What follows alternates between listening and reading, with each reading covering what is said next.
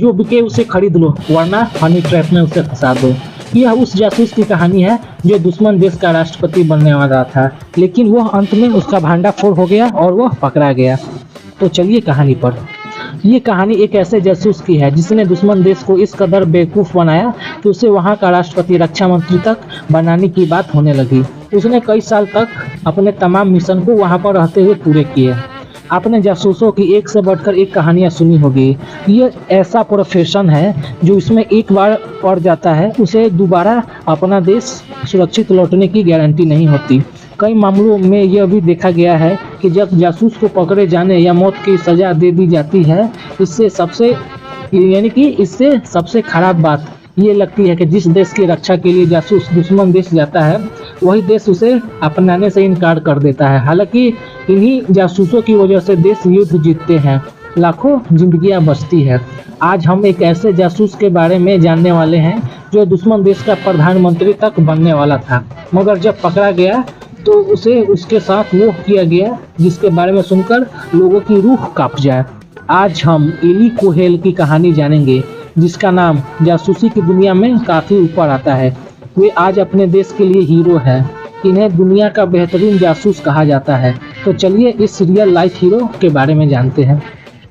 यह कहानी शुरू होती है गोलन हाइट्स की लड़ाई से। यह दक्षिण पश्चिम सीरिया में स्थित एक पहाड़ी इलाका है जो राजनीतिक और रणनीतिक तौर पर बेहद अहम है।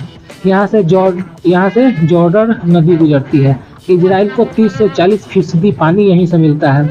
इसके अलावा गोलन हाइट्स पर पहले सीरिया की सेना रहती थी, जिससे इजराइल के लोग परेशान थे। इसी वजह से यह जगह इजराइल के लिए काफ़ी अहम हो गई थी। इजराइल ने जीता था युद्ध, आइए जानते थे। इजराइल ने 1967 में सीरिया के साथ 6 दिन के युद्ध के बाद यहाँ कब्जा कर लिया। इस युद्ध को 6 डे वॉर भी कहते हैं। जब यहाँ कब्जा हुआ तब इलाके में रहने वाले अधिकतर सीरियाई अरब लोग अपने घर छोड़कर चले गए। सीरिया ने 1973 में मिडिल ईस्ट वॉर के दौरान इसे दोबारा हासिल करने की कोशिश भी की, लेकिन फिर भी वे ऐसा करने में नाकाम रहे। हालांकि इस युद्ध में इजराइल को भारी नुकसान उठाना पड़ा था। अब हम एली कोहेल की कहानी पर लौटते हैं। इजराइल के 6 डे वॉर जीतने का श्रेय इन्हें ही दिया जाता है। ऐसा कहते हैं कि अगर कोहेल न होते तो इजराइल यह युद्ध नहीं जीत पाता। इजराइल ने इन 6 दिनों के भीतर जॉर्डन, सीरिया, मिस्र सभी की सेनाओं को हरा दिया। मिस्र में पैदा हुए थे एली कोहेल। एली कोहेल का जन्म मिस्र के अलेक्जेंड्रिया में 26 दिसंबर 1924 को हुआ था। पिता यहूदी और माँ सीरियाई मूल की थी। पूरा परिवार मिस्र में ही रह रहा था, मगर यहाँ यहूदियों के हालात कुछ ठीक नहीं थे।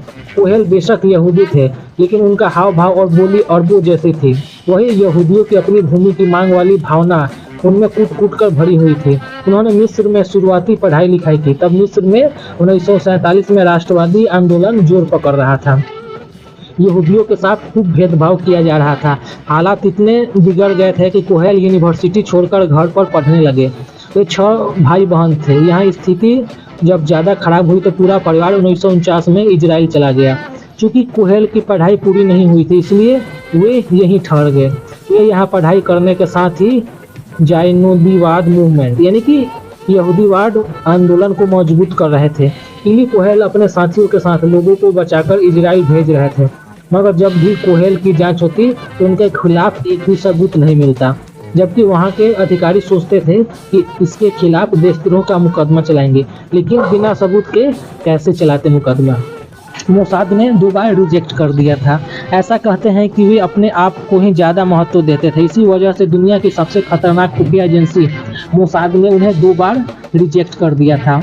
उन्हें मिस्र में मुस्लिम ब्रदरहुड और वहाँ की सेना परेशान कर रही थी। साल 1951 में मिस्र में तख्ता पलट हुआ। इसके बाद कोहेल गिरफ्तार हुए और पूछताछ की गई, मगर कोई कुछ नहीं बिगाड़ पाया। हालांकि वे ये देश छोड़कर खुद भी दिसंबर 1956 में इजराइल चले गए। उनकी सबसे बड़ी खूबी ये थी कि भाषाओं पर अच्छी पकड़। वे इजिप्ट भी अच्छे से बोल लेते थे। उनकी याददाश्त काफ़ी अच्छी थी। एक बार जो चीज़ देख ले वे कभी नहीं भूलते थे। इसी वजह से उन्हें 1957 में इजराइल की डिफेंस फोर्स में भर्ती किया गया। यहाँ वे मिलिट्री इंटेलिजेंस में थे। उन्हें काउंटर इंटेलिजेंस एनालिस्ट के तौर पर काम करना था, मगर वे तो मोसाद में जाना चाहते थे। जब उन्हें रिजेक्ट कर दिया गया तो उन्होंने गुस्से से मिलिट्री काउंटर इंटेलिजेंस से ही इस्तीफा दे दिया। कहानी आगे बढ़ती है। जब सब कुछ खत्म सा लगता है, मानो तभी एक ऐतिहासिक कहानी की नींव रखी जा रही हो। ये वक्त था जब मोसाद के डायरेक्टर जनरल मीर आमिर हुआ करते थे। उन्हें एक ऐसे शख्स की तलाश थी जो सीरिया में जाकर सारी खोज खबर निकाल सके। तभी उनकी नज़र उन प्रोफाइल्स पर पड़ी जो रिजेक्ट हो चुके कैंडिडेट्स की थी। उन्होंने इली कोहेल की फाइल देखी। मीर असित ने तुरंत कोहेल को बुलाया और मोसाद में भर्ती कर लिया। मोसाद का जासूस बनने का सपना पूरा हुआ। जब मोसाद में आने का कोहेल का सपना तो पूरा हो गया। मिलिट्री की नौकरी छोड़ने के कुछ साल बाद 1960 में अब वे मोसाद के जासूस बन गए थे। उन्होंने 6 महीने की ट्रेनिंग दी गई। एक नई पहचान मिली। कोहेल को सीरिया जाने को कहा गया। उन्हें कुरान सिखाई गई, भूमिका बताई गई, वहाँ के लोगों की तरह बोलना सिखाया गया। इली कोहेल ने सीरिया में एक सीरियाई बिजनेसमैन के तौर पर एंट्री ली, जो अर्जेंटीना में रहने के बाद दोबारा अपने देश लौट रहा था। इसके लिए सभी तैयारियां की गई ताकि वे किसी भी गलती की वजह से न पकड़े जाएं। उन्हें अर्जेंटीना के ब्यूनस आयर्स में 1961 में भेजा गया। यहाँ वे करीब 1 साल तक बिजनेस में एक्टिव रहे। उनकी पहचान एक बिजनेसमैन की थी। वे बड़ी बड़ी पार्टियां दिया करते थे। उन्हें सीरिया के बड़े मंत्री और डिप्लोमेट्स भी आते थे। यहाँ एली इनसे मुलाकात कर कर जान पहचान बैठाते। उनके महंगे तोहफे दिए जाते थे। वे खूब पैसा इस काम पर लगा रहे थे जो इजराइल से आ रहा था। जो लोग पैसे से नहीं बिक पाते उन्हें हनी ट्रैप में फंसाया जाता था। अर्जेंटीना में रहते हुए एली कोहेल सीरिया के दूतावास में काम करने वाले अमान अल हाफिज से मिले। वे वही शख्स थे जो 1963 में सीरिया का राष्ट्रपति बना था। कोहेल ने हाफिज से करीबी बढ़ाई। दोनों के रिश्ते इतने अच्छे हो गए कि हाफिज के राष्ट्रपति बनने के बाद इन्हें कोहेल के लिए रक्षा मंत्री का पद देने की मांग कर दी गई थी। उन्होंने इतना तक बोल दिया था कि उसके बाद सीरिया के राष्ट्रपति बनने के लिए इली कोहेल से बेहतर कोई ऑप्शन ही नहीं है। अगर कोहेल पकड़े नहीं जाते और राष्ट्रपति बन जाते तो सीरिया को इजराइल बनने से कोई नहीं रोक पाता। कोहेल हाफिज की पार्टी को खूब फंड करते थे। पार्टी के लोगों से भी उनकी अच्छी खासी रिश्ते बन गए थे। वे फाइनेंशियल सेना के सारे मामले देखते थे। सीरिया की राजधानी में रह रहे थे। कैसे घर में रहा करते थे कोहेल आइए जानते थे। यहाँ वे एक आलीशान घर में रहा करते थे जो जरा भी मामूली नहीं था। घर में ट्रांसमिशन केबल बिछे थे ताकि मोसाद को सूचना दी जा सके। इसके अलावा कोहेल अपने साथ साइनाइड की बोतल रखते थे, इस डर से अगर वे पकड़े जाए तो उसे पी ले। वे 1961 से लेकर 1965 तक लगातार अपना कद बढ़ा रहे थे। गोलन हाइट्स को लेकर सीरिया ने फैसला लिया कि ऐसा कुछ करेंगे जिससे इजराइल को पानी न मिल सके, मगर कोहेल को यह बात पहले ही पता चल गई थी। सीरिया की योजना पानी को डाइवर्ट करने की थी। एली कोहेल ने इसकी सूचना इजराइल को तो दी ही, साथ में उन्होंने इस पूरे फैसले को भी पलट दिया। वे सैम ठिकानों की जानकारी, फाइनेंशियल योजना, छिटपुट की युद्ध, सभी की जानकारी इजराइल को भेज रहे थे। एक तरह से देखा जाए तो सीरिया गोलन हाइट्स का इस्तेमाल इजराइल के खिलाफ एक हथियार की तरह कर रहा था, कभी पानी रोककर तो कभी फायरिंग करके। इधर एली कोहेल ने सोचा कि क्यों न गोलन हाइट्स तक ही पहुंचा जाए। उन्होंने सीरियाई प्रशासन को सुझाव दिया कि इस स्थान पर यूकेलिप्टस के पेड़ लगा सकते हैं, यानी कि यूकेलिप्टस के पेड़ लगा सकते हैं ताकि सैनिकों के लिए अच्छा वातावरण तैयार किया जा सके। अब चूंकि सीरियाई सेना के कमांडर उनके अच्छे दोस्त थे, उन्होंने गोलन हाइट्स के टूर पर ले गए। उन्हें सैनिकों ने वे सब जगह दिखाई जहां वे हथियार रखा करते थे और जहां से फायरिंग करते थे। कोहेल ने यह सब मोसाद को बता दिया। पेड़ लगाने का कॉन्ट्रैक्ट भी उन्हें ही मिला था। इसका खर्च भी वे उठा रहे थे।